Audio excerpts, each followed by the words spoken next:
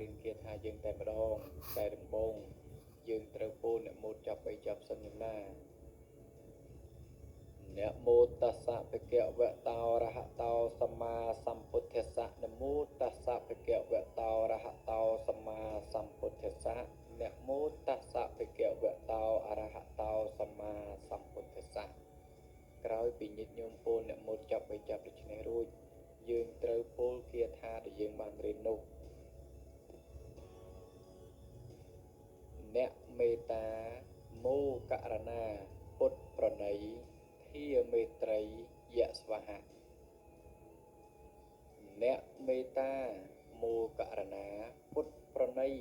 ធាមេត្រីយៈស្វហៈ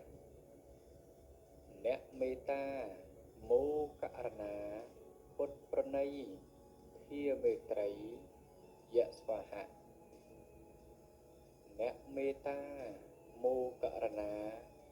ពុទ្ធប្រណីធាមេត្រីយៈស្វហៈអ្នកមេត្តាមោករណាពុទ្ធប្រណី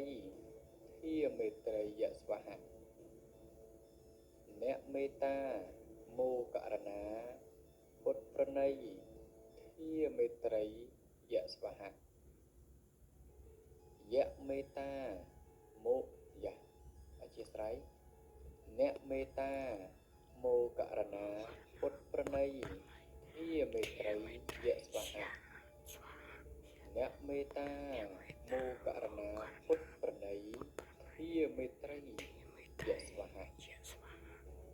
អ្នកមេត្តាមោករណាពុទ្ធប្រណី